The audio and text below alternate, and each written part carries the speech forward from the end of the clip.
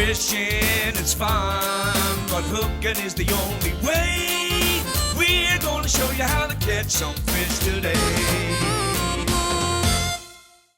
You know, we mostly fish up north around the Liberty and the surrounding sloughs, but we know we come down here because there's a lot of fish in the system down here. Can you explain to us, like once they enter from the bay into the freshwater, what is the pattern? Are they here all year round? Or are you following the fish as they go up north and in the tributaries? So usually you can't really go by month of the year because, you know, our winters seem to get later all the time. Right. So in the summertime, the stripers are out in the ocean and then in the bay, and they stay there for a while, and then once the water temperatures start dropping down, then they start moving into the delta system.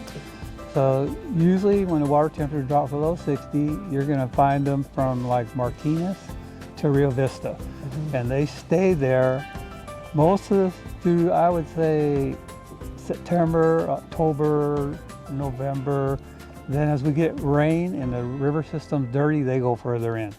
They'll go up to San Joaquin, they'll go up Sacramento, Port of Sacramento, they'll go up into Liberty, they go into Snodgrass, they head where the water's clean. So they'll stay down here in Rio Vista until the water gets a little off color. Then they'll start moving inward, and the dirtier it gets, the further in they go.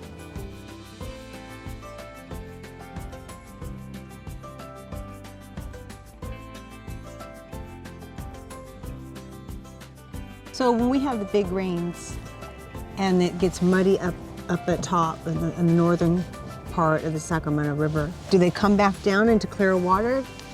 Yeah, they move around. Yeah, so they'll come back down south. Yeah, it's back in the days when we used to have our normal rain.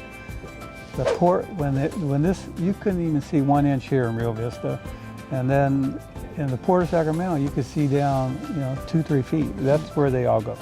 So they have a knack of finding clean water. I used to fish Disco Bay, Mildred Island. Some of the first videos I ever did in January were in Mildred Island because it's clear there. Right. But the whole river system here gets dirty. They'll get out of here. And water clarity is important because the bait wants to go into clearer water. Yes, they just feel safer there. So there's, we were in Snodgrass a little over a week ago, and there's tons of shad in there that are 3 to 4 inches that are ideal. I mean, the graph was just lit up. And I anticipate as soon as we get some rain and it gets water a little dirty here, they're going to flock in there this year. So it should be a good, later on in the season. But everything has to do with the amount of rainfall we have. You can't go by months because it's totally different. So you have to use your judgment and see what water conditions are and then know where they are. And ultimately, where are those stripers headed? Most of the time, rule of thumb is around the Rio Vista area. You got September, October, November, December, January, and February. And then once March comes around, when water temperatures start getting in the 60s, they know it's spawning season. They move upriver, and they'll head all the way up to Colusa.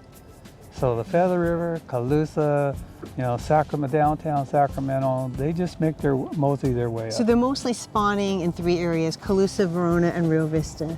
They used to, but we've had so many drought years that the water gets too warm, and a lot of times they'll stay down here in Rio Vista and spawn around here.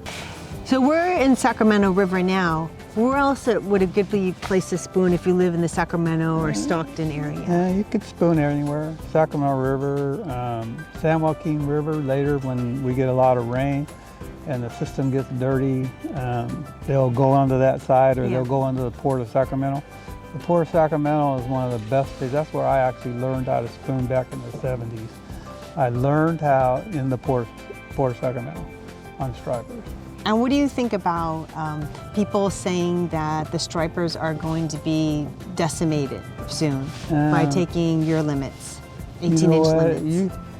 I've always said, when they wanted to change all the limits and the size limits and the number of fish you could keep, I still, in my mind, that you couldn't take all the stripers out of this system. There's so many of them here. And as we had the drought years, a lot of my friends that are good avid fishermen kept telling me, all the big ones are gone.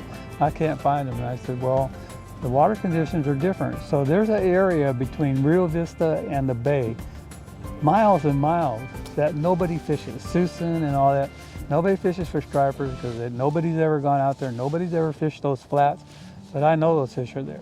And then one day when last year the water, we got more rain, they came in, and these friends of mine that said there wasn't any, they were having 200 fish days and they were 8 to 25 pounds. I said, where'd they come from? They weren't born yesterday. So they just found some other kind of habitat because of the amount of rain we had. We wouldn't have any rain, so the fish stayed out further. I would think if you want to have an absolutely fantastic, phenomenal time is to get into massive schools of stripers, one area after another. Because yesterday we were spooning up like up to 8-pounders, but over and over. And when it'd stop, we'd move, find another school, get on them, and spoon them again. Yeah, you have to keep moving. We drifted probably a half a mile, and then we just kept moving and just go back up. A lot of times you'll see them on a meter and they won't bite, and there's sometimes you'll see them and you drop down and you can actually see them eat your lure. Yeah. So, who knows? That's crazy. So that's what, fishing's all about. And then a lot of times when I see them on a meter and we're not catching, like yesterday, we tried this new color by Rick and it was slamming them. And poor Dave in the back wasn't even getting a bite. And we're getting 2 at a time, right? So he puts one on and he's catching. We're getting 3 at a time. Yeah. So you got to keep changing up that bait if you see them on a meter. Your meters don't lie, and I cannot fish without a fish finder. I mean, I absolutely cannot. My eyes are always glued to that screen. We're in November. Thanksgiving is tomorrow, and this is a perfect time to get out here and start fishing. And it should be good until we get some heavy rains, like I'm talking 2 inches of rain in a week. Then it's going to get muddy.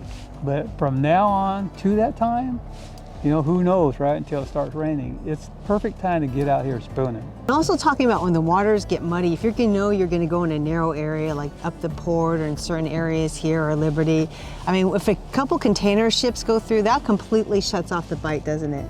Yes, it does. It always does. I don't know why.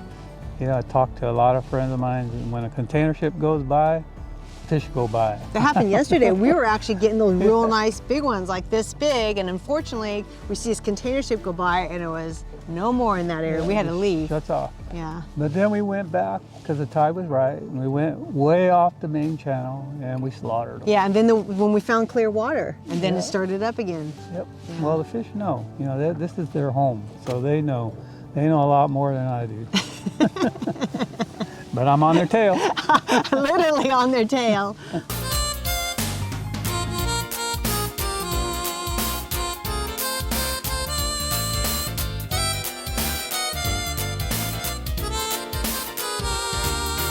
Fishing is fun, but hooking is the only way. We're gonna show you how to catch some fish today.